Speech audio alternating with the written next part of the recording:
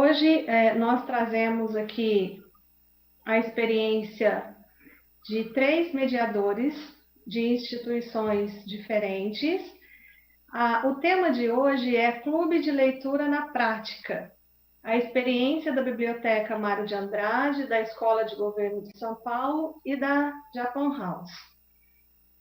Essa programação de hoje é uma continuidade do programa que nós, do CRE Mário Covas, do Núcleo de Biblioteca da EFAP, gravamos no dia 19/8. Então, o objetivo de hoje é conhecer a história e a experiência desses mediadores desses 3 clubes.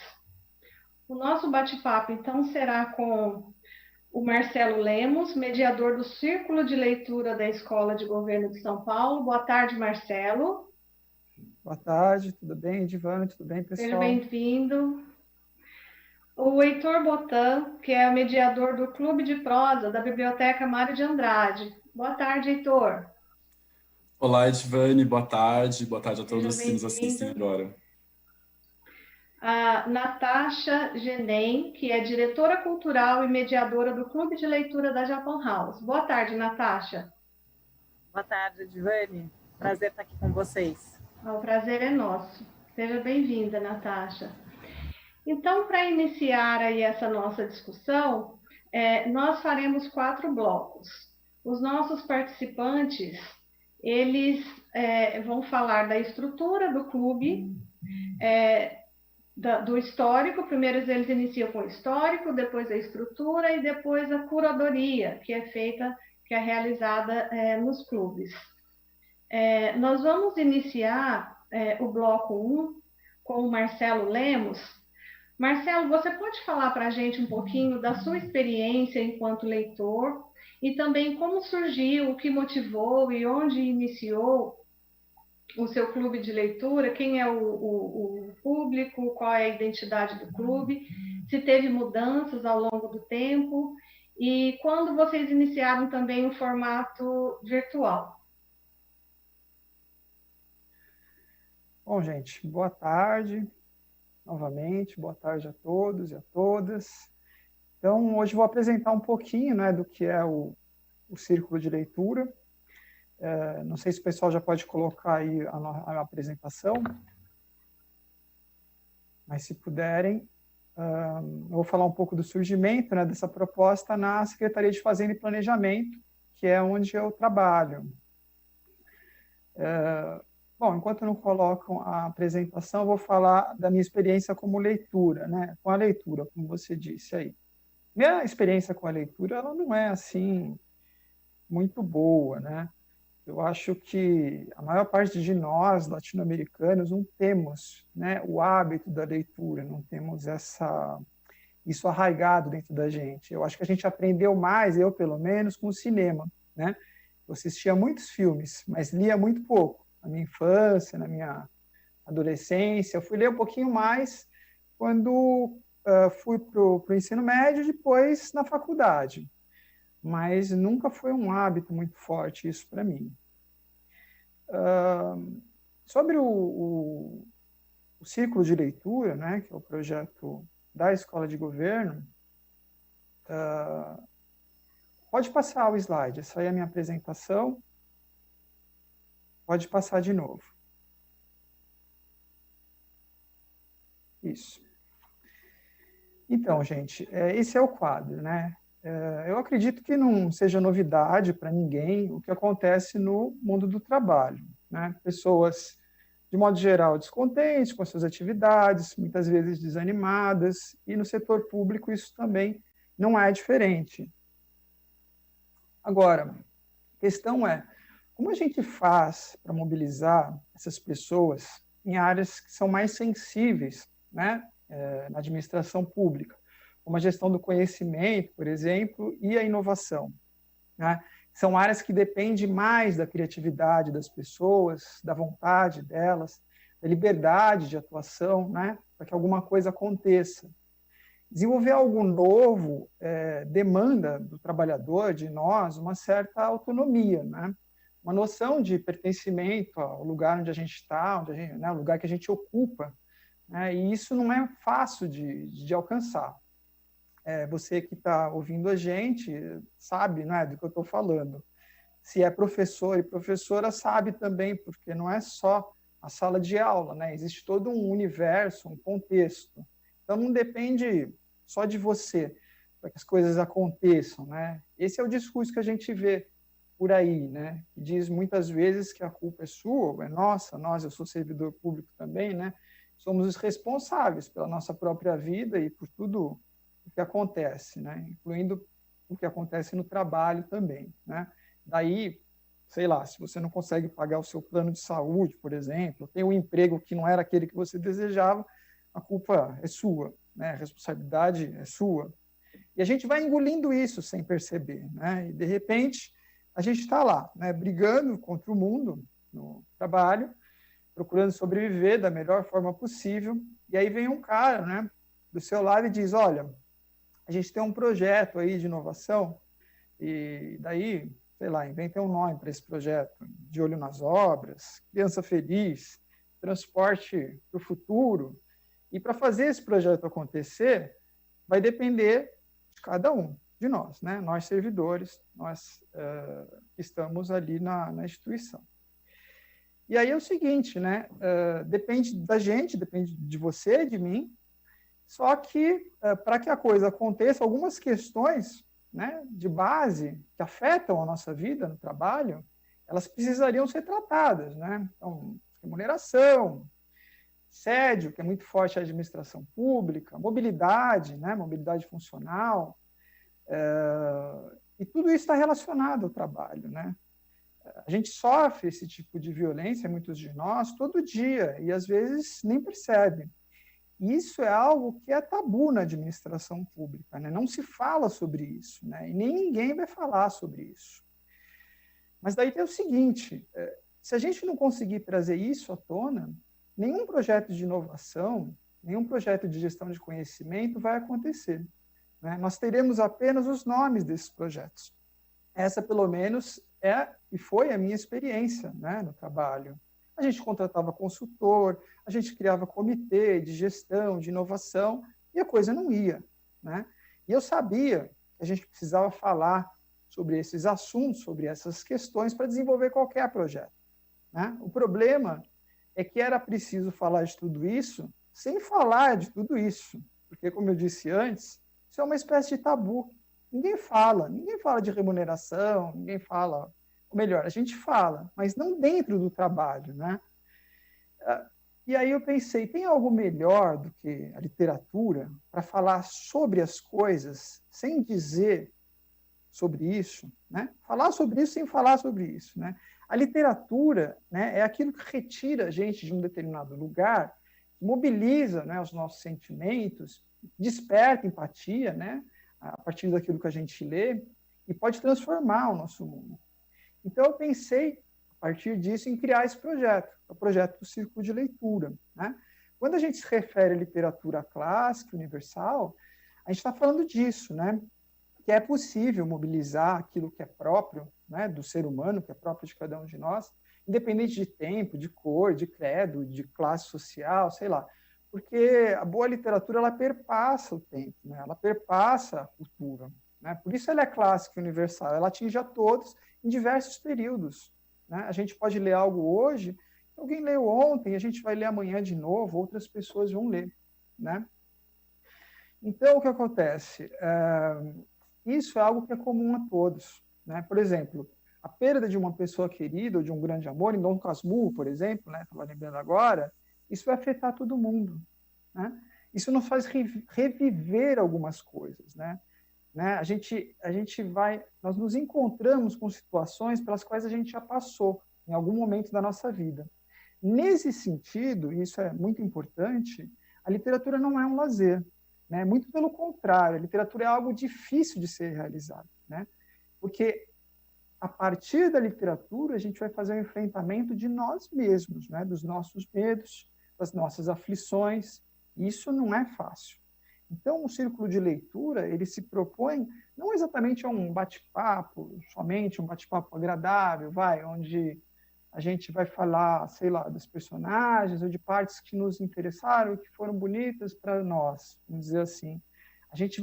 A intenção, pelo menos, é ir um pouco mais além, né? E isso pode demorar tempo, né? Cada um tem o seu próprio tempo para começar a falar daquilo que afeta, né, a cada um, a partir daquilo que a gente lê, né? A literatura, ela também não é erudição, tá, gente? Porque eu fico pensando, né, qual o sentido, né, da gente querer saber, por exemplo, a intenção do autor, né, a escola literária a qual ele pertence, né? É como se você quisesse saber, por exemplo, sobre o sorveteiro, ao invés de você tomar o sorvete, entende? Tipo, eu quero experimentar o sorvete, quero sentir o gosto dele. Não quero que ninguém me fale do sorvete, né? Eu não vou a uma sorveteria para alguém falar sobre aquilo ou me contar a vida do sorveteiro, né? Ou a qual, sei lá, escola ele pertence dentro dessa prática de fazer sorvete, né? Eu quero sentir esse sabor, né? Daí o que acontece? A opinião do autor é importante no sentido de ser mais uma opinião, a gente saber mais de mais alguém o que pensa sobre aquilo, né? Além de nós, né? E não mais que isso. Se o autor quisesse dizer o sentido da obra, ele certamente teria escrito isso e não a obra, tá? Eu estou colocando isso porque é algo que aparece de vez em quando nas discussões do círculo e fora também. E eu acho sempre importante a gente falar, né? Pelo menos na experiência a que se propõe o círculo de leitura da escola de governo, né? Porque isso não nos liberta de nada, gente, né? Existe um conhecimento que passa pela nossa subjetividade sempre, né, e que precisa ser construído por nós, né? E que conhecimento que é esse? É o conhecimento que é necessário para a nossa vida, né? Para lidar com a vida, para ultrapassar obstáculos, né? Saber como outros passaram por aquilo que nós estamos passando agora, como eles fizeram, né? Isso está onde? Isso está na Odisseia de Homero, está em Grande Sertão, do Guimarães Rosa. Isso é aquilo que nos ajuda a viver, né? E junto disso, dessa literatura, a gente não pode deixar de lado o cinema. O círculo de leitura da escola de governo, que está na escola de governo, ele envolve também o cinema, né? Porque o cinema também dialoga com a literatura. O cinema é uma outra forma de contar, né? Por isso as adaptações, né, literárias, como dizem, geralmente não são muito apreciadas pelos leitores de livros, né? Porque a forma, ela é conteúdo também, né? Isso significa que uma adaptação dá sempre origem a uma nova obra, né? E segundo, que um livro, isso é importante, gente, um livro ele passa a existir quando ele é lido, né? Neste momento ele ganha vida, né? E cada leitor faz a sua obra, porque um livro, gente, um livro é o autor, é o leitor, né? E é tudo aquilo que acontece enquanto a gente lê. Então o meu Dom Casmurro não é igual ao seu, né? Porque sentimos de modo diferente. O mesmo assunto nos toca, nos afeta, né? Nos transforma, mas de modo desigual. Pode passar, por favor, para o próximo slide. O círculo de leitura, né, que hoje está na escola de governo, ele é aberto a todos, né, a todo mundo, aos servidores, inicialmente aos servidores da secretaria, depois abrimos a todos os servidores do Estado, né, e hoje ele é aberto à comunidade externa também. E ele é realizado durante o horário de trabalho, né? Isso é algo importante de se colocar, né? Porque o círculo possui uma metodologia, que eu vou falar mais adiante, né? E a nossa pretensão é que essa experiência, que é muito recente, né? Tem pouco mais de um ano, ela possa vir para melhorar a nossa comunicação, e comunicação é relação também, né, gente? Não é só o falar, não é só informar, mas é você falar, é você ouvir, se relacionar com outras pessoas, né? E de também ampliar o nosso pensamento crítico sobre o próprio trabalho, né? De levar a pessoa a fazer um trabalho melhor, porque compreende mais a sua situação, né? Porque enxerga mais amplamente agora, né? Eu já vi gente se levantar lá onde eu trabalhava e ir embora, tá? É isso que nós vivemos no setor público, essa agonia. Muitas vezes isso acontece e nada é dito. Agora, a pessoa pode se levantar e ir embora, mas sabendo o que ela está fazendo e por que está fazendo, né? Em alguns casos, essa é a única atitude que podemos ter, inclusive, é dizer adeus, mas que isso passe pelo racional. Nós partimos sempre da subjetividade, como eu tinha dito há pouco tempo atrás, né? E para isso nos serve a literatura e o cinema, tá? Para nos ajudar a alcançar o que é objetivo, mas partindo do que é subjetivo dentro de nós. Senão a viagem não vale a pena, né? A beleza literária, ela serve para nos comover, né? Comover é levar junto, né? Nesse sentido, ela é solidária.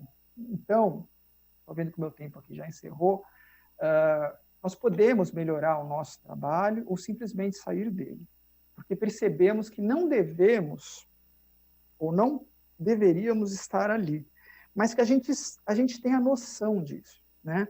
A literatura e o cinema, ela nos dá o olhar, ela nos dá os olhos para enxergar além dessa realidade concreta que a gente vê.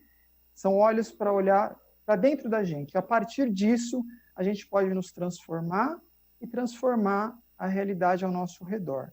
Essa é uma introdução, tá, gente, ao que é o círculo de leitura. Depois eu vou falar um pouquinho da metodologia também. E eu vou passar a palavra, então, para a Edivane de novo.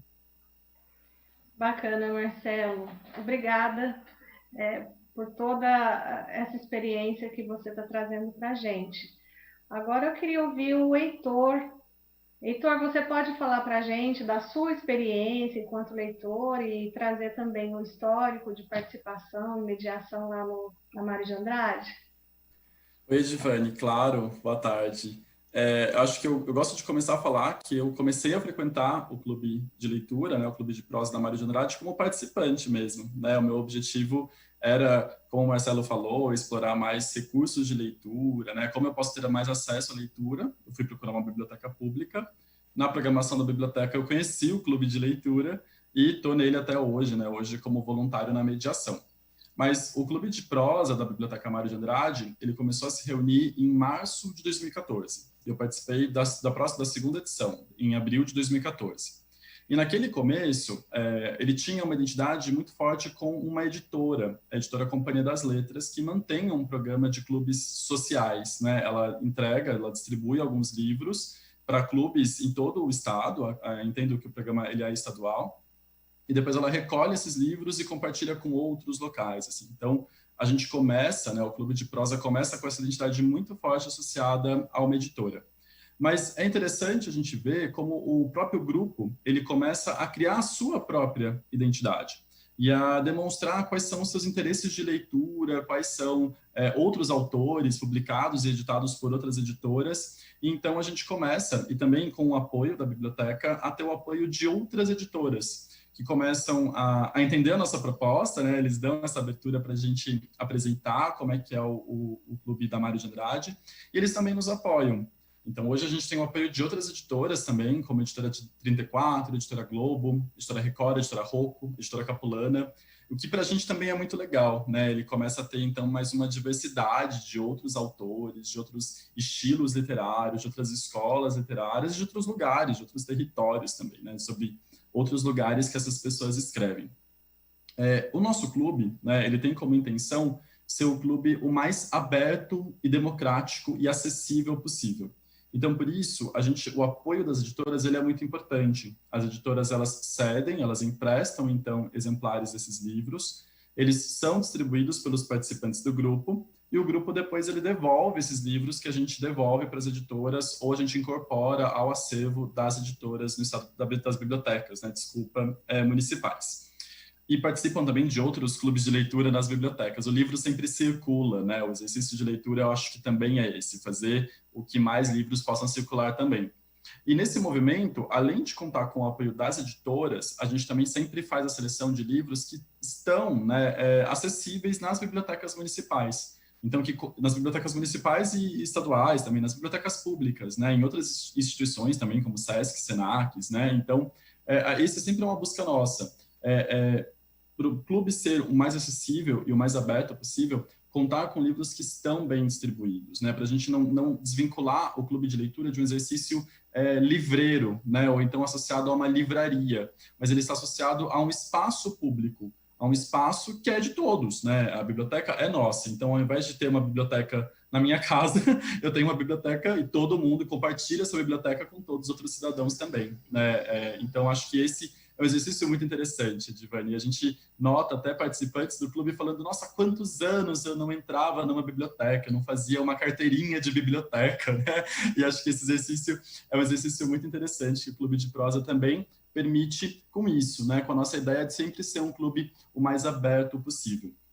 E outro elemento que eu acho muito importante do nosso clube é a diversidade, né? E como a gente está falando aqui para conversar né, e estimular que outras pessoas também montem clubes e compartilhem as suas experiências, é muito importante a gente contar com um clube de leitura diverso e ter a diversidade como a sua própria intencionalidade, né? Ele tem que estar presente em todos os movimentos, em todas as dimensões. E para ter um público diverso, então acho que alguns elementos são importantes, eu já falei, então ele ser o mais acessível e o mais aberto possível, mas também construir um lugar seguro, onde as pessoas elas consigam compartilhar impressões muito pessoais do livro.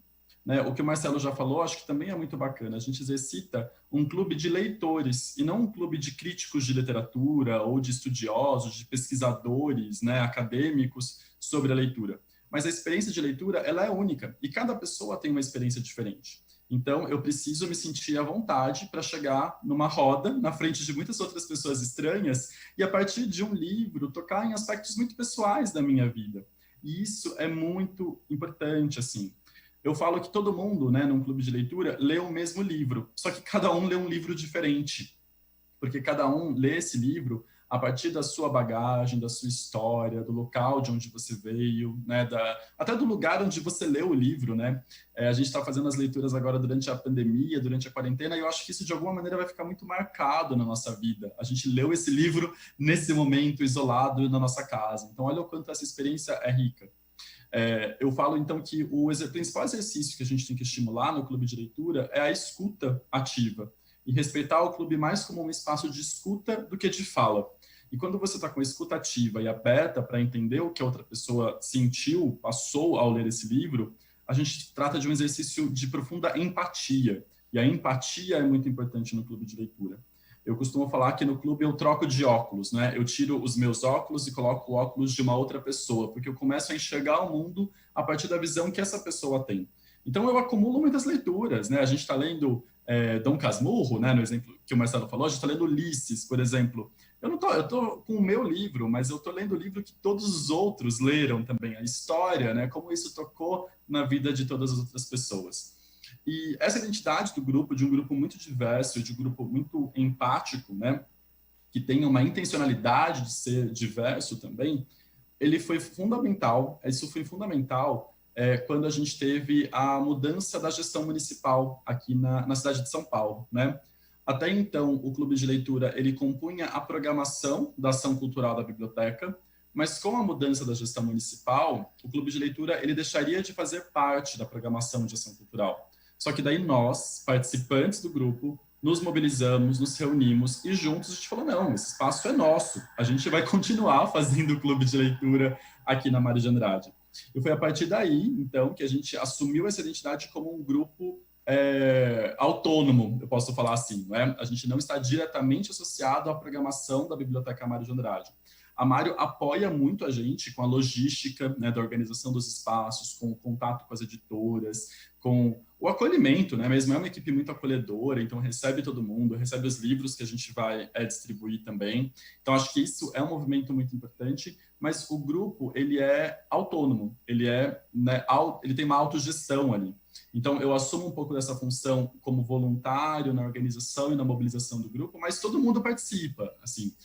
Tem gente que faz, então, o apoio para a gente conseguir os livros, que compartilha material de apoio para fazer as leituras, que compartilha com os outros colegas, então ajuda na divulgação também. Todo mundo se apropria desse movimento, porque tem essa construção de todo mundo se sentir num lugar seguro e sente que o clube é nosso, né? O clube está na Biblioteca Mário de Andrade, mas o clube, antes de mais nada, é o conjunto desses membros, né, que se interessam e que têm uma afinidade pelo universo de leitura. Então, eu acho que esse foi um movimento muito importante.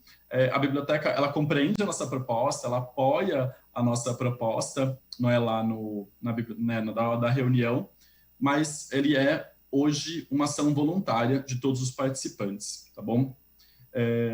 Bem, como você perguntou, né, assim, a gente tem os encontros mensais, né, então nós nos encontramos às segundas, quartas-feiras do mês, então hoje é o dia que a gente vai ter à noite, daqui a pouco o encontro, espero ver outros participantes aqui também, né? Mas desde março a gente não faz mais os encontros presenciais. Na verdade, em março foi o nosso último encontro presencial. Na semana anterior a ser decretada o afastamento social, né? A gente se encontrou para ler. Foi muito importante, assim, tinha muita gente. A gente leu Walter Ugumãe, assim, tipo, naquele dia conversou sobre a máquina de fazer espanhóis. Então, acho que foi uma conversa também muito importante para aquele momento que a gente estava vivendo.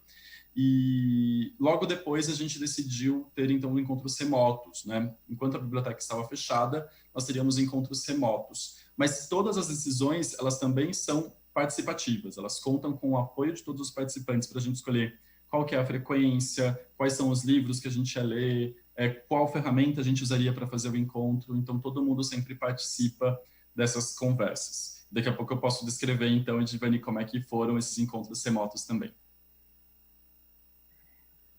Bacana, Heitor. Obrigada. Essa forma colaborativa de construir aí juntos essa dinâmica do clube é realmente muito bacana. Eu gostaria de ouvir agora a Natasha. Natasha, gostaria que você começasse falando um pouquinho da sua experiência como leitora e do trabalho que você desenvolve aí no Clube de Leitura da Japan House. Obrigada, Edivane. Então, muito feliz de estar aqui, acho que é um encontro muito importante e tão bonito ver como cada clube de leitura se desenvolve de uma maneira, quantas possibilidades existem. Gostei muito de ouvir o Marcelo e o Heitor. Acho que a primeira coisa no caso da Japan House é entender que a Japan House tem uma missão de aproximar a cultura japonesa, né, do público brasileiro. E as exposições é o que as pessoas mais percebem, assim, de bate-pronto, mas a gente tem uma série de atividades paralelas, como debates, oficinas, palestras, que fazem com que a vida cultural da Japan House seja muito rica e muito intensa. E abordar literatura era uma questão que me interessava desde o início, e faltava achar que fórmula fazer isso, porque fazer uma exposição de literatura é muito possível, a gente inclusive pretende fazer em algum momento, mas é óbvio que a gente imagina que isso é um trabalho muito mais de regularidade, de constância e presencial, no sentido de troca, do que qualquer outra coisa. Então, se puderem, por favor, colocar o primeiro slide, eu conto aqui para vocês que esse projeto nasceu em junho de 2019. Vocês vão ver que o primeiro slide fala do meu nome, fala do Paulo Werneck. Vou pedir para passar para o segundo slide. E é isso. O Paulo Werneck, que é o editor da 451, que é uma revista de livros, ele foi um grande aliado, um parceiro essencial para implantar e para garantir o sucesso desse clube, porque a gente foi fazendo juntos esse projeto, a curadoria dos livros é feita de forma conjunta, mas não só essa questão desses encontros presenciais em que tem o público que leu e, enfim, que a gente espera que tenha lido, né? Mas também tem gente que vai sem ter lido o livro inteiro e que também é possível. Acho que isso que são as coisas que são importantes de deixar claro, essa abertura, né? Mas também porque a gente sempre convida uma pessoa que a gente chama de um especialista para cada um dos títulos. Mas a ideia não é que seja uma palestra. Então, justamente, acho que o papel do mediador é essencial nesse sentido, para que as pessoas se sintam à vontade de ter um diálogo, uma conversa, que isso seja, de fato, um encontro, que todo mundo se sinta à vontade para colocar suas próprias opiniões. Eu acredito muito que os espaços culturais todos têm esse poder e essa missão e cada vez mais vão ocupar esse espaço de encontro e de troca. Então, o Clube de Leitura acaba sendo também uma dessas ferramentas e dessas vertentes. Se puder passar para o segundo slide. E aí, com isso, a gente tem esse formato um pouco único de ter 3 mediadores quase, né? Um especialista, o público e 2 mediadores. Eu queria que pusesse o outro slide, por favor. De qualquer forma, a faixa etária que frequenta nosso clube é bastante extensa, tem gente de 21 até 70 anos. A gente faz uma variedade de escolha de títulos também bastante grande, é bastante eclética. A gente dá preferência para títulos modernos e contemporâneos, mas a gente também já abordou clássicos. A gente já teve 2 encontros que foram em cima de mangá. Então, a gente tem realmente uma busca para que todo mundo vá numa coisa que já interessa imediatamente ou que possa descobrir algo que não sabia que poderia interessar. Então, acho que essa é uma das grandes forças do clube.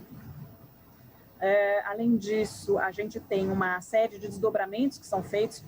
Só voltando na questão do presencial que foi falada, a gente sempre valorizou um grupo pequeno. Então, sempre a gente manteve num número de 30 participantes.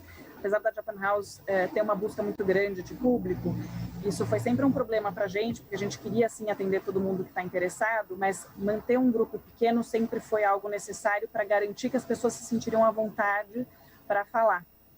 E com essa nova situação atual da pandemia, a gente migrou para as plataformas digitais. E se teve uma das grandes vantagens foi essa, a gente teve um encontro com mais de 100 pessoas quando a gente foi falar com a Leiko Gotoda, que é uma grande tradutora, e que foi sensacional, porque realmente tinha gente de várias partes do Brasil participando, então teve esse alcance que a gente nunca conseguia imaginar e que finalmente nas plataformas digitais a gente é capaz. Agora, o clube de leitura da Japan House também se desdobrou em outras frentes, que acho que é interessante colocar, em que a gente teve tanto uma temporada inteirinha de podcasts que a gente criou, dedicada à literatura. Então, cada livro dos primeiros 8 encontros que a gente fez, cada um deles teve direito a um podcast para chamar de seu. Então, todos ainda disponíveis nos tocadores. Quem quiser se interessar pode procurar pela Japan House São Paulo nos tocadores de podcast. E foram encontros bem interessantes, porque muito diferentes do encontro presencial.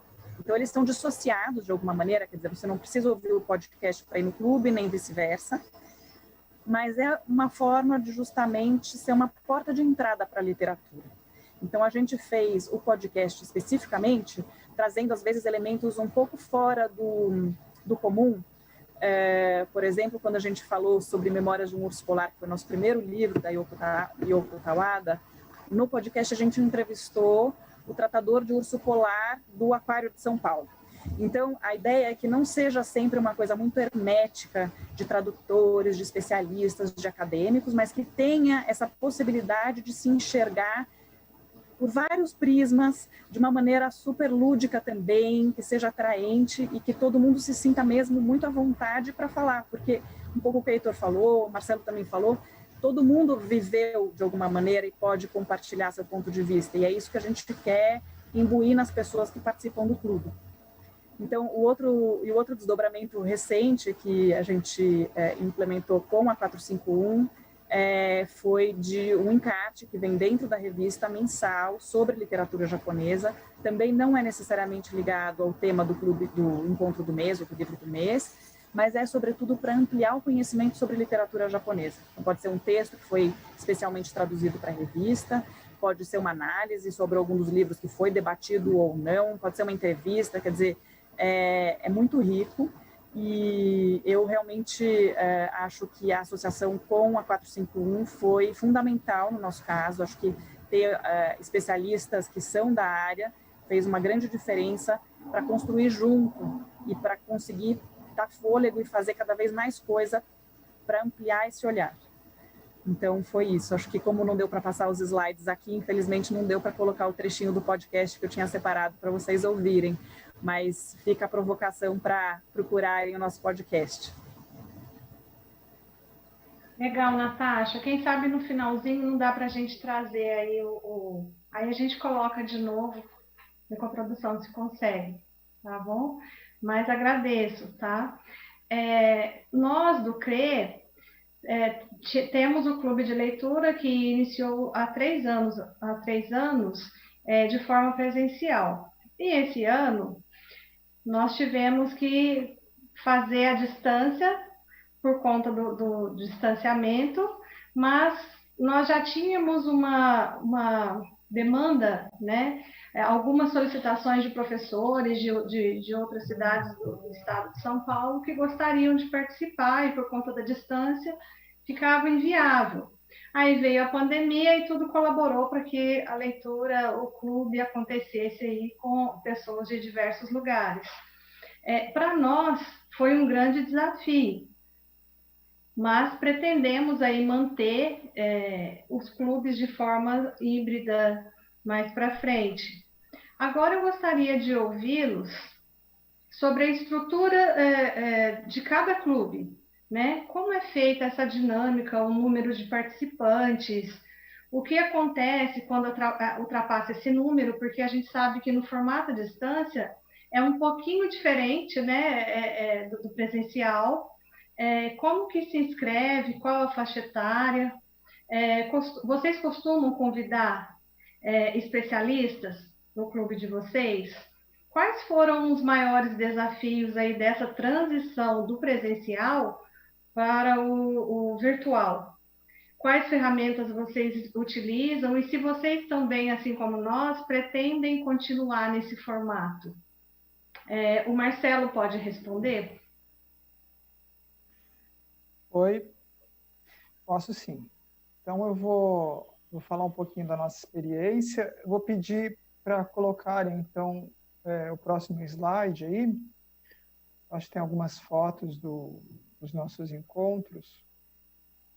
E, bom, o círculo de leitura, o nosso círculo de leitura, que acontece na Escola de Governo, ele é um círculo de leitura de livros, né, de obras literárias escritas em livros. Nós lemos diversos gêneros, contos, romances, mas também envolve o cinema. Tá?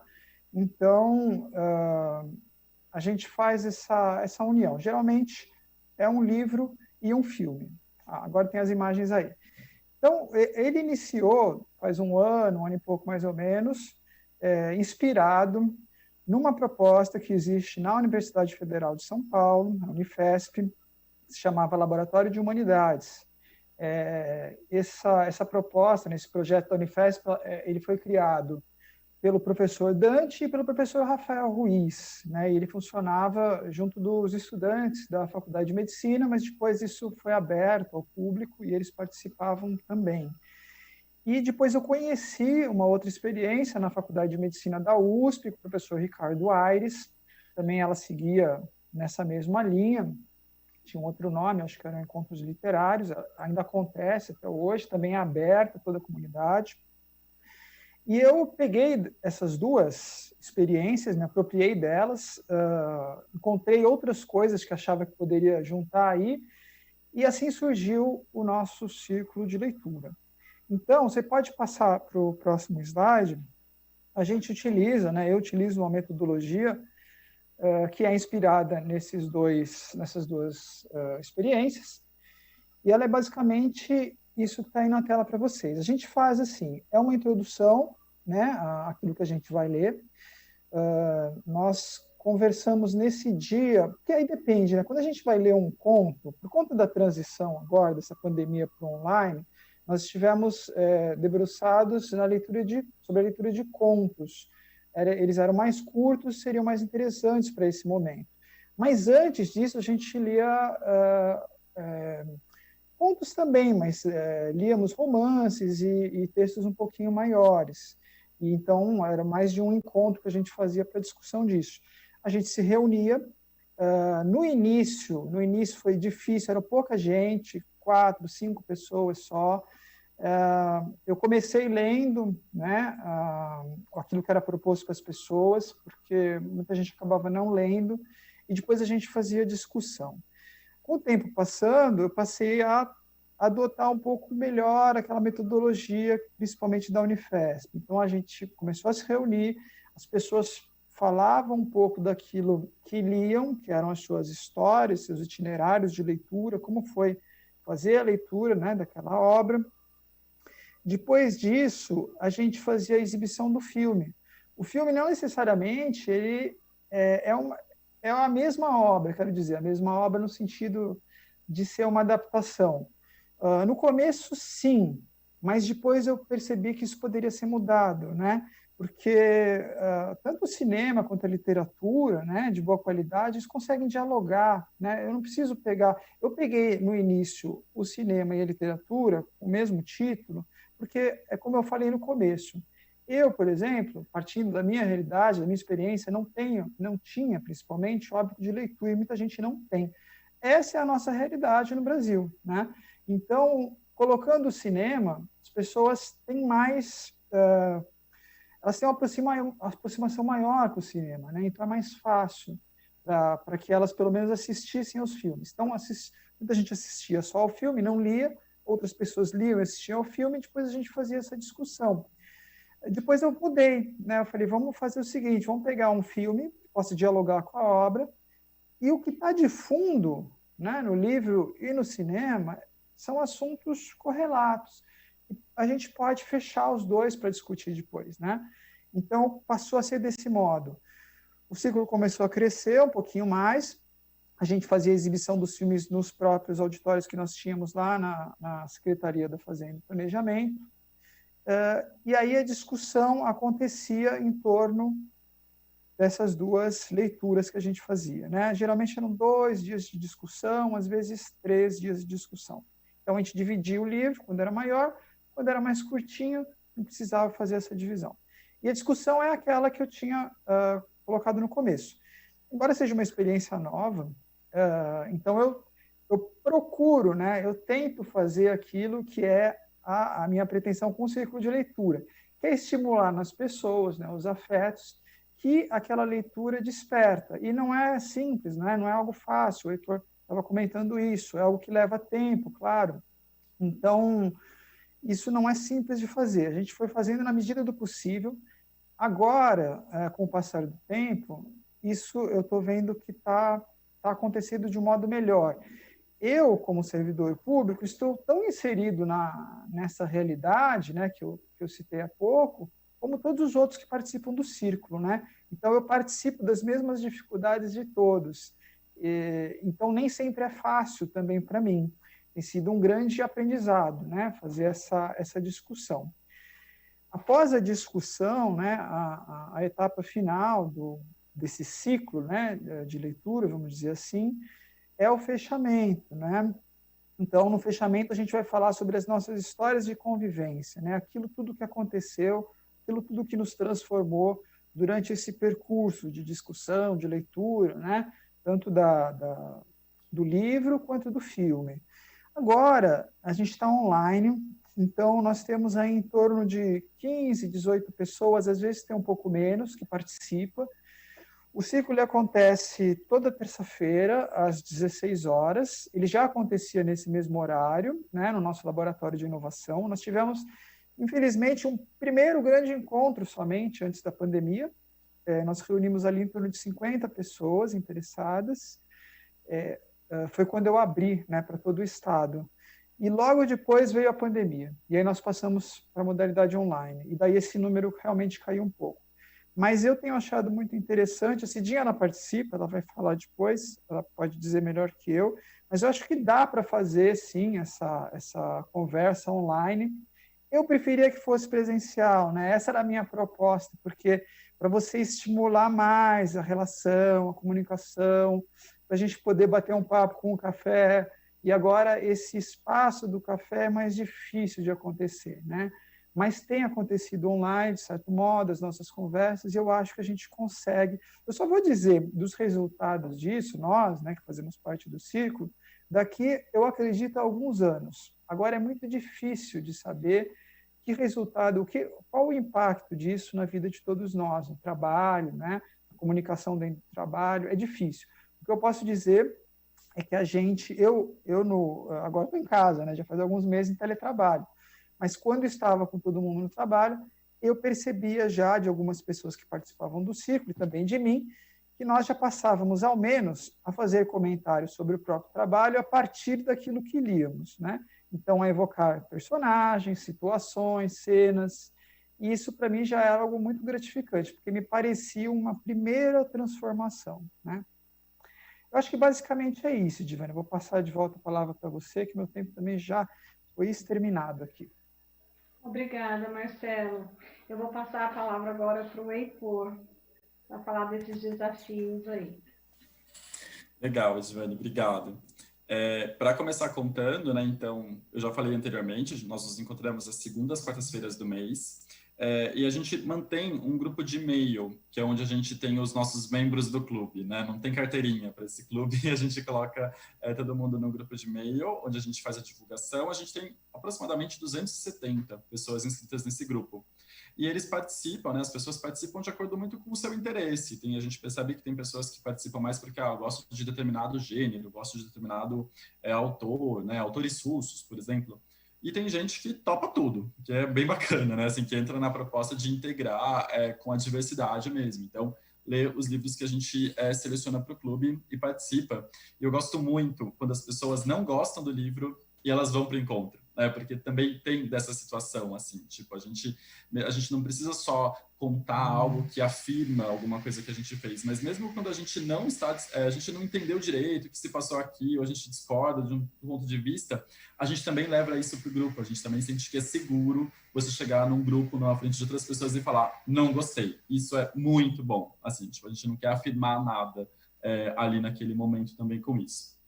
Os encontros, eles contam presenciais, né? Eles contam com aproximadamente umas 30, 40 pessoas, mas a gente também tem quando excede isso, assim. Então, eu conto que o conto da Aya, né, da Margaret Atwood, foi um marco, assim. Acho que eram 70, 80 pessoas, né? Acho que para tentar entender o que a gente está passando no mundo, esse livro ajuda bastante.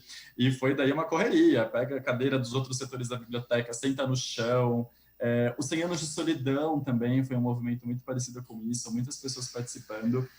Não fica confortável, né? E perde um pouco do que a gente fala que é importante ter o grupo sentado em círculo, né? Para todo mundo se ver, para todo mundo estar no mesmo lugar. Ninguém é o mediador, não é uma pessoa isolada disso, né? Uma coisa bem freiriana, bem Paulo Freiriana mesmo isso. Mas a gente perde um pouco disso, de a gente sentada no chão, de a gente de costas para os outros, mas a conversa aconteceu, né? O grupo, como eu também já falei antes, ele é um grupo de leitores. A gente não conta com especialistas que a gente convida, mas eles acabam aparecendo, assim. Então, foi bem interessante quando a gente teve uma tradutora dos livros da Capulana, né, que publica autores africanos, ela participou do nosso encontro.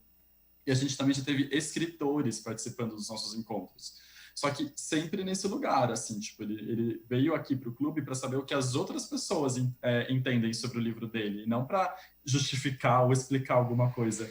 Então, mesmo escritores, assim, como Milton Ratum, que já participou do nosso grupo, do nosso clube, ele foi muito genuíno e sincero, assim, em falar, gente, vocês estão falando de um outro livro, não foi o livro que eu escrevi, né? Porque ele gostou muito dessa experiência, de saber o que as outras pessoas entendem a partir do que ele publicou. Então, acho que isso foram experiências muito válidas. Eu cito a Beatriz Bracher, também foi um sucesso quando ela participou do nosso clube, o Luiz Fofato, então outros autores também já participaram dos nossos encontros. Em março, né, eu falei, a gente teve o nosso último encontro presencial e a gente partiu, então, a biblioteca foi fechada, os aparelhos, né, culturais foram fechados. O que a gente vai fazer? E naquele momento, nós tínhamos duas principais preocupações. E quando eu falo nós, é porque a gente compartilha muito isso mesmo com todos os participantes, que era manter o vínculo, né, então, manter o nosso vínculo como participantes, como membro do clube de leitura, e também manter a nossa rotina de leitura, entendendo que a literatura pode ser algo muito importante para fazer a gente passar por um período tão complexo como esse que a gente está vivendo, né?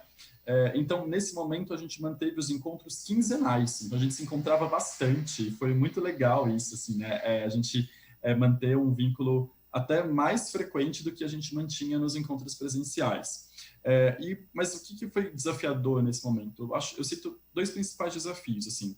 O primeiro é o próprio acesso aos livros. Como eu já falei, o nosso objetivo é manter o clube o mais aberto e democrático possível. Então, a gente não quer que as pessoas comprem livros, mas a gente quer discutir, inclusive, esse modelo, né, comercial do mercado editorial. Como é que a gente forma leitores? Então, e a gente não a gente não pediu para as pessoas comprarem livros. E como é que a gente fez? A gente manteve por um momento muito forte a presença com livros de domínio público. Então, a gente foi fazer uma pesquisa a livros, né, que são publicados, autorizados, né, que tem uma legislação específica para estarem publicados disponíveis, e com o apoio das editoras. Então, a Companhia das Letras foi uma editora que ela nos cedeu cupons para fazer downloads gratuitos dos livros na loja da Amazon. Então, a gente teve aqui também os apoios das editoras nesse sentido, para a gente manter o acesso ao livro, já que as bibliotecas estavam fechadas. Então, como é que a gente ia fazer isso acontecer? E o outro desafio é o próprio acesso digital, né? Já que muitos participantes do clube não têm internet, telefone, celular, por opção mesmo, ou por recursos. Então, como é que a gente vai fazer que as conversas, né, que todo mundo participe das conversas? Então, a gente passou por um momento muito valioso, a gente passa por isso até hoje, que é a própria alfabetização digital, assim, né? Muitas pessoas participaram pela primeira vez de uma videoconferência no nosso clube, no nosso grupo. Então, a gente ensina, tipo, a gente entra mais cedo para ensinar como é que usa, como é que ativa o microfone, como é que desliga, como é que participa do chat. Isso foi bem legal. E a gente tem depoimentos até de pessoas, né? A Márcia, uma das participantes do grupo, ela usa cadeira de rodas. Então, o acesso na biblioteca delas é muito difícil. Ela não consegue participar com tanta frequência dos encontros presenciais. Ela tem uma parceria aí com a Cidinha, que daqui a pouco vai participar, que pega os livros e empresta para ela também. Mas agora, remotamente, a Márcia tem conseguido participar. Tem sido um sucesso, assim, para estar participando, aprendendo. Então, a gente possibilitou isso. Assim como outras pessoas que também não são de São Paulo, né, ou que, mesmo morando em São Paulo, não conseguem chegar no centro da cidade num dia de semana, eles também começaram a participar mais dos nossos encontros. Então, hoje a gente tem aí uma média de 30, 40 participantes dos encontros virtuais. Então, acho que era isso que eu queria contar, né, e até outras maneiras que a gente também buscou envolver outras pessoas. Provavelmente a gente vai manter um formato híbrido com encontros presenciais e à distância, como vocês também pretendem manter no CRE. Muito obrigada, Heitor. Nossa, muito bom. Natasha, você pode falar um pouquinho da estrutura do clube lá da Japan House, e aí você pede para voltar o slide para a gente ouvir o podcast. Tá bom, eu acho que em vez de voltar ao podcast, vou partir dessa nossa conversa e acho que as pessoas vão atrás do podcast. Eu mostro outras coisas aqui para vocês. Eu estava, inclusive, retomando aqui na minha cabeça, enquanto a gente está tendo essa conversa, que você iniciou sua fala com um questionamento de como era a nossa experiência como leitor. E fiquei me dando conta que, na verdade, fui uma leitora muito assídua e voraz quando eu era criança, e hoje em dia acho que por uma questão de excesso de responsabilidades, de funções e coisas, a gente acaba tendo menos tempo para ler por prazer, né? O prazer de ler. E acho que o clube de leitura, por exemplo, para mim, acabou propiciando esse momento de uma leitura por prazer, que é um pouco que a gente está tentando, no caso da Japan House, trazer à tona. Então, a estrutura do clube da Japan House no presencial, eram sempre encontros com, no máximo, 30 participantes. Pelas pesquisas que a gente fez, a gente descobriu essa faixa etária bastante ampla dos participantes, mas uma alta escolaridade. Então, a gente tem feito parcerias com as editoras no sentido de dar desconto para a compra desses livros, mas, infelizmente, a gente ainda precisa que as pessoas comprem os nossos livros, mas, de qualquer maneira, tem sido muito positivo conseguir, pelo menos, oferecer esses descontos. As inscrições são todas feitas online. A divulgação é feita através das redes sociais da Japan House São Paulo e da 451, que também direciona para um público que já está habituado a ler. Uma outra coisa interessante no nosso clube é que a gente percebeu que, à medida que os encontros foram acontecendo, existe um pequeno grupo que vem em todos. Então, a gente sente como se a gente estivesse junto com eles nessa empreitada, porque eles estão lá desde o início e acompanham todas as nossas propostas e mesmo mazelas, porque a gente tem essa estrutura de ter que eu chamei de especialista, mas a gente apresenta como um leitor convidado, que pode ser, por exemplo, um diplomata antropólogo que veio falar num caso específico. A gente já teve muitos leitores, muitos escritores, já teve poeta, já teve muitos tradutores, mas é nesse momento que tem a presença dos outros dois mediadores em que se coloca que existe um aprender, de alguma maneira, a partir da fala desse leitor convidado, desse especialista, mas que realmente é um ponto de encontro e não é uma aula, é uma conversa. Eu sou uma pessoa muito do presencial e do físico, então confesso que para mim está bastante complexa essa mudança de paradigma em uma série de frentes. mas a gente percebe como foi válido e precioso esses encontros terem migrado para as plataformas digitais. Eu vou pedir para colocar, por favor, o slide número 8, comentários dos leitores, encontros online, em que a gente teve justamente, a partir dessas primeiras experiências, que foi desde abril, a gente teve a possibilidade de abraçar muito mais gente, de incluir muito mais gente. Então, um dos desafios que eu enxergo atualmente é, a partir do momento em que a gente puder retomar nossas atividades, que eu espero que seja em breve, eu quero retomar o físico e o presencial, porque eu acho que faz muita diferença o olhar, o sentar em círculo, como o Marcelo colocou, a gente também senta em círculo para que todo mundo se sinta numa posição de igualdade, para que todo mundo possa se sentir comungando de alguma maneira daquele momento, mas como fazer com que os outros públicos também possam participar, porque 30 pessoas é muito pouca gente, se a gente for pensar nos dias de hoje.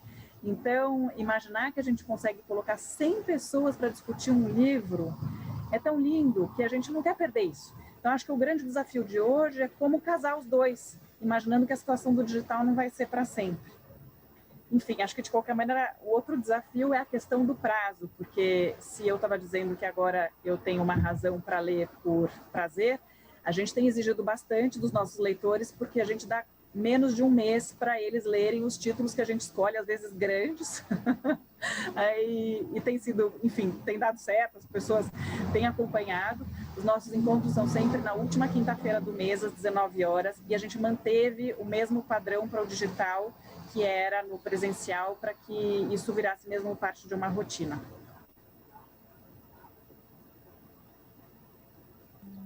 Bacana, Natasha. Tem algumas interações aqui pelo chat. A Valéria está dizendo que bacana, que ela vivia lá na Biblioteca Mário de Andrade, mas ela não conhecia o clube. Então, ela agradece o Heitor aí pela divulgação. Tem uma pergunta para o Marcelo. O clube existe há mais de um ano, é da professora, deixa eu ver, professora Márcia. O clube existe há mais de um ano, mas onde e como conhecemos? Qual é a estratégia, Marcelo, de divulgação? Bom, tem um site, né? A gente tem um site, eu vou passar depois, mas no final a gente tem um slide com... Mas o site é circulo.fazenda.sp.gov.br, tá? No Facebook temos também, basta escrever lá Círculo de Leitura, é que vai ser difícil de achar, porque deve ter um monte de Círculo de Leitura. Mas estamos no Facebook, no Instagram, enfim, em alguns sites de redes sociais, no Twitter também, mas no Twitter eu não tenho publicado muito. E a divulgação é feita mais pelo Facebook e por e-mail, tá? Então, é só escrever para a gente, mandar um e-mail, circulo@fazenda.sp.gov.br. Essas informações, depois no final, vou passar para... Tá aí o slide. E a divulgação é feita por meio mesmo do nosso site e por meio do Facebook. Tá? E para fazer inscrição antes, no mundo presencial, a gente fazia também pelo site, tinha um formulário. Agora não, agora a gente não tem mais inscrição. Tá? É só aparecer toda terça-feira, né, 16 horas, a gente faz pelo Google Meet. Então, enviando um e-mail para a gente, nesse e-mail que está aí, depois eu mando também uma mensagem com o link para participar. É isso, passo a palavra. Obrigada, Marcelo. A professora Nelma, ela faz, na verdade, um questionamento. Como a gente faz para o jovem gostar de ler, né? Por isso eu insisti no podcast da Natasha, que é um recurso, né? Eu acho que a gente tem que usar a criatividade, assim como tem professores aqui falando que também gostam de inserir filmes. Quando o Marcelo estava falando do envolvimento do filme e do livro, e eu vou passar, vocês gostariam de comentar alguma coisa? Algum de vocês? O jovem, como envolver o jovem na leitura?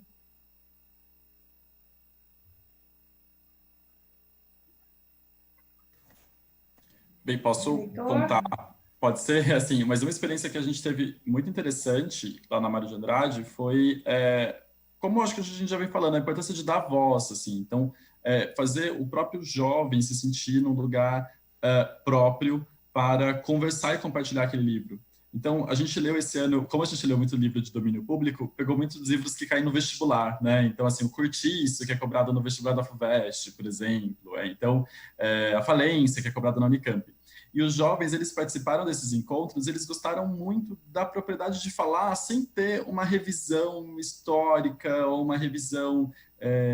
claro que isso é importante, os professores que estão no nosso grupo trazem muito essa visão também, mas acho que é mais estimular a participação dele, a interpretação dele como leitor, né, para ele compartilhar isso, ao invés de pedir dados históricos ou fichamento daquele livro em si, mas deixar ele expressar da maneira como ele gostaria de expressar. E, né, eu sou voluntário na Biblioteca Mário de Andrade, mas eu trabalho no SENAC com alunos do ensino médio.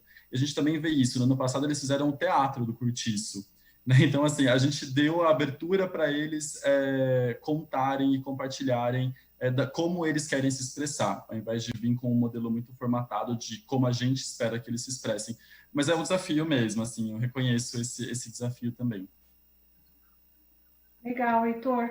Tem vários professores perguntando como faz para participar da Japan House, do Clube da Mário de Andrade, do Clube do Marcelo, mas no finalzinho, aí vocês deixam o convite e o meio de contato para eles, tá bom?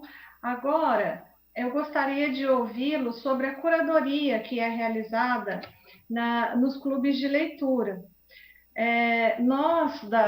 Os nossos clubes de leitura da Biblioteca do CRE, nós estamos voltando aí, revisitando os clássicos, né, por conta da dificuldade de acesso aos livros, e tem sido, assim, uma experiência muito boa, porque é uma nova leitura, né, é uma nova experiência, uma outra vivência, é um outro tempo, então estamos voltando aí nessas leituras que foram fundamentais aí para a nossa formação inicial. E vocês também têm alguma experiência nesse sentido? Já utilizam alguma outra estratégia? Ou quais os livros que já foram lidos? Vocês entendem que a curadoria, ela influencia a formação da identidade do clube? E qual outro fator que vocês acham que vocês levam em consideração em relação à seleção desses livros? Eu passo a palavra para o Marcelo. Bom, a gente escolhe em conjunto. Eu costumo sugerir, né, uma obra, a gente discute e aí procede à leitura, né? Daquilo que a gente já leu, bom, a gente já leu até que bastante coisa. Eu estava me lembrando aqui do Vestido de Noiva, do Nelson Rodrigues. Por quê? Porque quando a gente fez essa leitura, eu fui até a TV Cultura, porque na TV Cultura eles passavam, isso na década de 70, um programa chamado, se eu não me engano, Teatro 2. E eles fizeram um teleteatro sobre o Vestido de Noiva com a Lilia Lemertz, incrível. E eles tinham uma cópia lá, né? Isso é importante dizer aqui, gente, principalmente para quem está ouvindo, é servidor público, é professor. Gente, a gente faz parte do Estado. E o Estado tem muita coisa. A TV Cultura é nossa, é patrimônio nosso. Eles têm um acervo incrível lá dentro. Então, nada nos impede de ir até lá e fazer esse pedido, né? Eu pedi uma cópia, claro, passou pelo presidente, ele teve que autorizar, mas também foi um primeiro contato, né? E depois fizemos a exibição, então, desse teleteatro, que é um DVD, e também fizemos a leitura. Isso que você chama de curadoria, na verdade, é uma escolha que a gente faz, então, em conjunto, e vai ali das vontades, né, do grupo. Inclusive agora, por exemplo, durante a pandemia, algumas leituras foram preteridas, sei lá, a Peste, por exemplo. Não queremos ler este livro, alguns já o haviam lido, né, e ficou de lado. Mas isso, de modo geral, assim, é feito em conjunto. É isso, passo a palavra. Obrigada, Marcelo. Quero ouvir o Heitor agora. Sim, no nosso caso, na Mário de Andrade também é construído em conjunto, de uma maneira bem democrática. Então, eu solto uma pesquisa todo final de ano para as pessoas indicarem aquilo que elas querem ler e que elas não querem ler.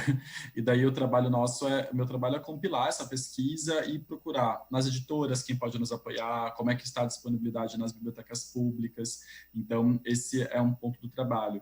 Mas também trazendo a intencionalidade da diversidade. Então, eu produzo, né, todo ano um relatório que a gente chama O que Lemos, para a gente se deparar com esse retrato, né? Lemos mais homens ou mulheres, mais brancos ou negros, mais autores nacionais ou estrangeiros. Então, isso acaba estimulando as pessoas a refletir também sobre o acesso nosso à literatura. Por que a gente lê mais homens? Por que a gente lê quem são os cânones da literatura? Então, assim, acho que esses são discussões que o clube também permite a gente realizar. E a gente foi para os clássicos do domínio público também, Edivane, assim, né? Porque eles estão disponíveis gratuitamente.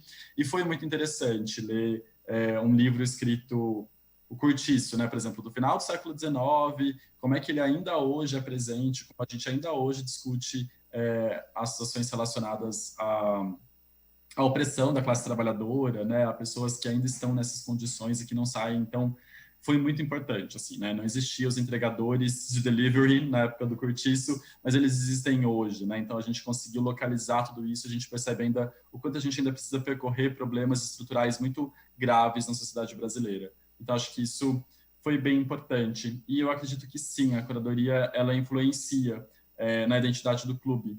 E, então, se a gente quer um clube diverso, a gente também precisa oferecer uma maior diversidade de livros para os leitores. Isso mesmo, Heitor, concordo com você. A gente tem que levar em conta os desejos, né? Essa escolha democrática, vai muito de encontro à identidade mesmo de um clube. Natasha, você pode falar um pouquinho? Sem dúvida.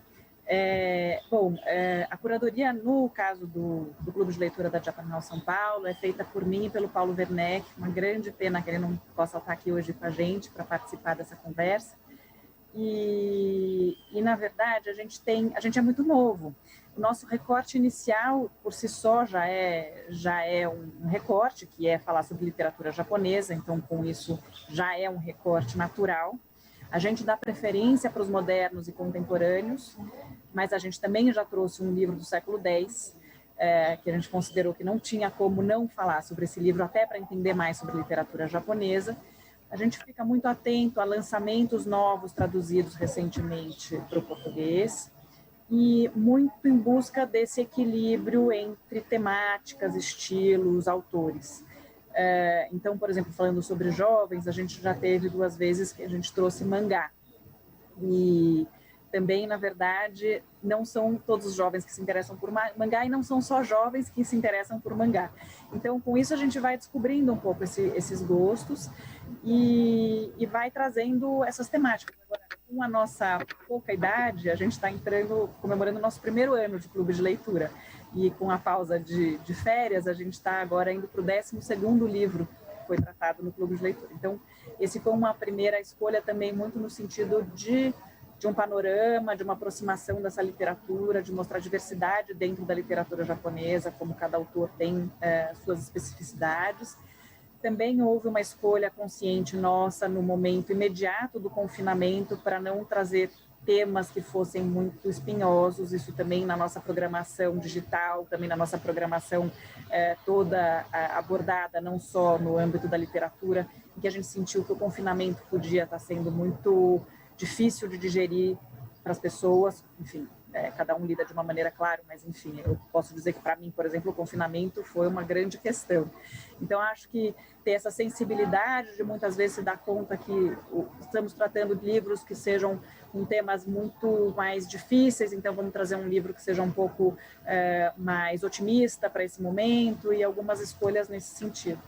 Mas a gente ainda não chegou no momento de ampliar essa curadoria, mas sem dúvida a gente está muito aberto a sugestões e a gente leva em consideração o que nossos leitores comentam. Muito obrigada, Natasha. Para complementar ainda mais essa interação dos três, que é perfeita, eu quero chamar a Maria Aparecida Teles Guerra, carinhosamente a Cidinha. A Cidinha ela participa desses 3 clubes de leitura. Então, Cidinha, eu quero dar as boas-vindas, agradecê-la pela presença e queria que você falasse um pouquinho sobre a sua experiência de leitora e também participar de 3 clubes de leitura tão diferentes. Como foi essa experiência de participar também nos 2 formatos? Se teve pontos positivos, negativos? Você pode falar para a gente? Oi, boa tarde. Eu é que agradeço a oportunidade de falar um pouquinho de clube de leitura, que é uma atividade tão gostosa e que enriquece muito a vida da gente.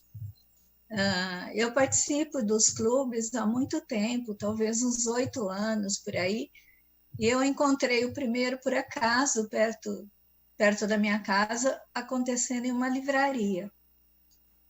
E achei que a experiência, que é solitária da leitura, ganhou uma amplitude muito maior, ficou muito mais agradável, muito mais rica, à medida que fui conhecendo outras visões, outros pontos de vista sobre os livros que eu vinha lendo. E daí, assim, o mais interessante é que o pessoal, os colegas dos clubes de leitura, acabam trocando muita dica, trocando muita informação sobre outros. E assim eu fui conhecendo vários. Então, tem clube de leitura para todos os gostos. Isso é importante falar, né? Principalmente para a moçada. Tem clube de leitura de livro infantil, tem clube de leitura de livro juvenil, tem clube de leitura com temática LGBT, tem clube de leitura com temática de mulheres negras, de literatura japonesa, de literatura clássica. Então, tem para todos os gostos. E as pessoas vão se juntando por afinidade. Então, num clube, por exemplo, que eu acabo conhecendo, eu fico regular, fiel no clube, porque eu gosto da curadoria, vamos dizer assim. Os livros que o pessoal escolhe são bons. Outro clube eu fico porque o grupo é simpático, as pessoas acabam fazendo amizade, as pessoas, nos bons tempos, iam ao teatro juntas, iam ao cinema juntas, né? Em outros clubes eu fico porque eu tenho uma experiência muito diferente da minha leitura individual, que eu converso com o editor, que eu converso com o escritor, além dos colegas de leitura, né? Então, assim, tem muita coisa acontecendo e isso é muito bom. E você pode achar a sua turma. São Paulo é muito grande e tem clubes de leitura dos mais variados jeitos, né? Tem aqueles que são muito rígidos, que a curadoria é muito estrita. Tem outros que são absolutamente democráticos, que o próprio grupo vota, escolhe, sem qualquer norma, qualquer lei. Então, é importante falar isso, porque as pessoas que eventualmente estejam lendo sozinha nessa quarentena e queiram discutir, conversar sobre o que leram, vão achar o seu grupo, né? Isso é muito legal.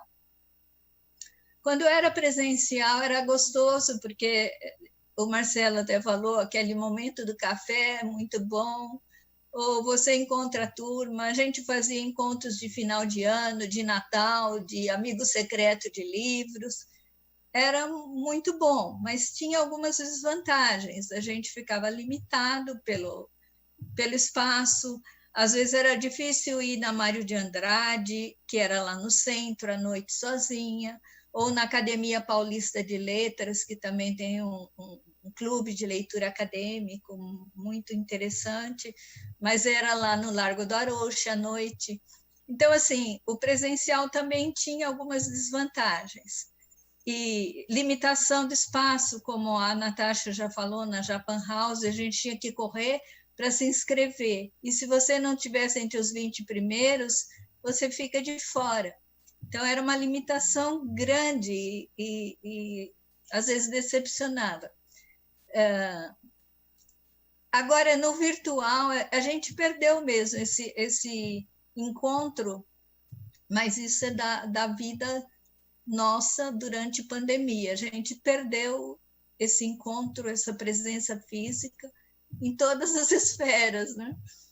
E o clube de leitura acabou tendo uma vantagem, porque agora a gente não tem limitação de pessoas e nem de espaço.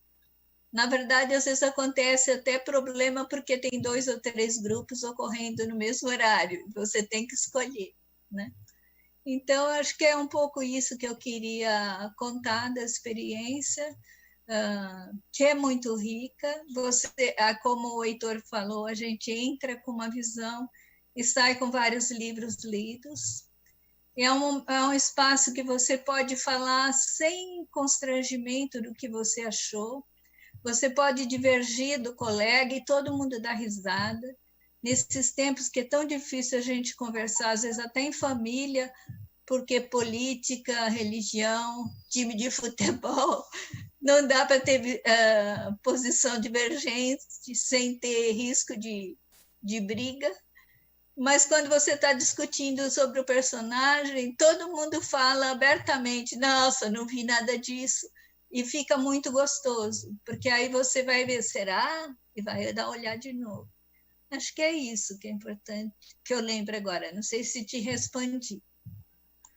Ai, obrigada, Cidinha. Respondeu sim. É muito importante para a gente, no pessoal os mediadores presentes hoje, essa devolutiva do participante, né? E a Cidinha dá vontade de ficar aqui um tempão ouvindo ela falar, né? São experiências assim muito ricas para a gente também. Bom, pessoal, eu quero agradecer a todos os mediadores, a participação da Cidinha. Essa experiência, ela enriqueceu ainda mais a nossa própria e tenho certeza que tem contribuído bastante para quem está nos assistindo, que estão interessados em participar de um clube de leitura ou, quem sabe, até criar o seu próprio clube de leitura, né? Então, eu passo a palavra para cada um de vocês, para fazer o convite, trazendo as informações de como participar dos seus clubes de leitura. A gente começa com o Marcelo, aí você apresenta e já traz aí no seu próximo encontro, traz informações para o pessoal de como participar e já faz o seu encerramento, deixa as suas palavras finais. Marcelo, com você. Tá bom, gostei bastante de participar também, achei ótimo ouvir todos aqui, né? E também as perguntas que vieram. Bom, se puder então colocar novamente o último slide, ali tem os dados, né, para quem quiser participar. Vou destacar uma coisa, gente, participem, assim, não só deste, né, círculo de leitura, este que está na tela de vocês, mas de qualquer outro, e não tenham medo, não tenham vergonha de, eu não costumo ler, isso é muito comum, muita gente não tem o hábito de leitura, isso não é problema nenhum. A gente vive, às vezes, escuta muito, sabe, falar do livro como se fosse um fetiche, como se o livro fosse a única forma da gente conseguir construir conhecimento. E não é, gente. Pela observação também, tá? Pela observação da natureza, pela leitura de outras coisas, de filmes. O livro não é essa coisa que às vezes assusta a gente, né? A Divane tinha falado, né? Como é que você atrai o jovem para a leitura? Muito simples, não o obrigue a ler, primeira coisa. E segundo, você conversando, conforme você tenha algum conhecimento, não só de livros, né, mas também de filmes, etc., você acaba citando naturalmente personagens, isso sim desperta uma curiosidade na pessoa em ir atrás e querer ler e ter essa vontade. O círculo de leitura é aberto a todos e a todas, tá? A gente, às vezes, traz especialista para falar. Especialista, assim, gente, eu tenho vontade agora até de trazer gente de diversas áreas, sei lá, diretores de cinema, gente, enfim, que não apenas pessoas da academia para falar, né? Isso era muito pedido no começo pelo pessoal do ciclo, professores. Mas a gente também chama professor, e aí eu vou publicando isso, né? Vou divulgando isso pelo Facebook e pelo site. Então, tem o nosso e-mail, que é o círculo de leitura@fazenda, spgov.br. Na próxima terça, a gente está seguindo agora, tá? Com uma leitura, que é do Deserto dos Tártaros, a leitura do livro e também o filme. A gente teve um primeiro encontro, assistimos ao filme agora há pouco, e na próxima semana começa, de fato, a discussão. Então, todos são bem-vindos, todos são convidados, terça-feira, às 16 horas, pelo Google Meet. Apenas me enviem um e-mail para que vocês recebam o link, tá? Para que possam participar. É isso, eu agradeço bastante pelo convite. E passo a palavra, Edivane. Obrigada, Marcelo. Agora o Heitor pode fazer o convite, Heitor. Isso, Edivane, muito obrigado, né? Agradeço também a oportunidade. Pedi para o diretor colocar a tela da minha apresentação, só com as listas, então, dos próximos livros. O próximo encontro é hoje, daqui a pouco, às 19 horas. A gente vai conversar sobre Aurélia, da Délia. E nós temos aí, então, os outros livros indicados. E no próximo slide, né, eu coloquei um QR Code, né? Uma coisa que a gente aprendeu nas lives dos cantores, dos artistas, mas tá aí um QR Code para você acessar o formulário onde a gente faz a inscrição, porque normalmente a gente divulga nas redes sociais da Biblioteca Mário de Andrade, mas a biblioteca, cumprindo a legislação eleitoral, ela não está fazendo a divulgação nas redes sociais, então por isso você pode acessar esse QR Code e colocar o seu e-mail e se inscrever no próximo clube de leitura que você tem interesse.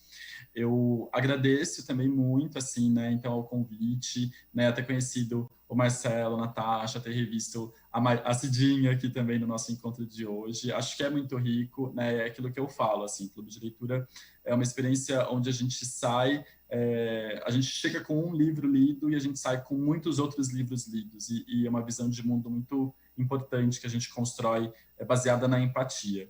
Então, agradeço muito a todos vocês que nos assistiram também, aos intérpretes de Libra, né, que também fizeram a nossa tradução. Então, muito obrigado a todos vocês e espero encontrá-los em breve nos nossos encontros. E contem também para a gente os encontros que vocês estão promovendo. Obrigada, Heitor. Eu passo a palavra para a Natasha. Obrigada. Queria, antes de agradecer todo mundo, queria fazer uma menção, um agradecimento especial à Cidinha, que é uma leitora dessas do grupo que eu estava mencionando, que está presente em todos os encontros. A gente adoraria ter até uma cadeira cativa para a Cidinha, e eu sei que é frustrante essa questão dos espaços, dos lugares. A gente, enfim, acho que abriu mesmo uma nova porta com essa possibilidade do digital. E queria agradecer muito essa oportunidade de conhecer realmente outras práticas tão interessantes e tão distintas ao mesmo tempo, que proporcionam essa mesma abertura que é a literatura, que é para explorar outros mundos, outras vidas, outras realidades. Acho que é essencial, muito bom ter visto essas outras experiências também. Um grande reconhecimento para a Japan House ter sido convidada para participar desse painel depois de 1 ano de existência do clube. Então, estou realmente muito feliz de ter participado desse encontro. Vou pedir para colocar, por favor, no slide número 14, que é o último da minha apresentação, em que a gente fala sobre o próximo livro. É A Fórmula Preferida do Professor, do Yoko Ogawa, editora Estação Liberdade. Vai ser no dia 24 de setembro, às 19 horas. E as inscrições são feitas no Facebook da Japan House São Paulo. Então, realmente, ainda dá tempo de comprar, ler, participar e mandar os comentários todos para a gente saber o que vocês têm achado desses encontros. Queria aproveitar e agradecer o Carlos também, que também é um participante ativo do nosso clube de leitura, que também está envolvido. Obrigada. Obrigada, Natasha. Obrigada, Marcelo. Obrigada, Heitor, mais uma vez. Foi muito bom tê-los aqui conosco nessa tarde, compartilhando essas experiências. Eu quero agradecer também ao Núcleo de Biblioteca, a equipe do Núcleo de Biblioteca do CRE-EFAP, que é o Carlos, a Mie com a Paula, que estão lá no chat, a Cris Maria, o Paulo, a Eliane, a Lívia, a diretora do CRE Maricovas, que é a Maria Cristina Nogueiró, que hoje não pode estar presente, e a participação do público em geral, de todos vocês que estão nos assistindo. Espero que essa experiência tenha inspirado vocês, que vocês participem aí dos clubes e que também tenham aí essa ousadia de abrir um clube de leitura com amigos, não precisa ser necessariamente numa escola. Eu me despeço aqui, um grande abraço a todos e até uma próxima. Tchau, tchau, pessoal.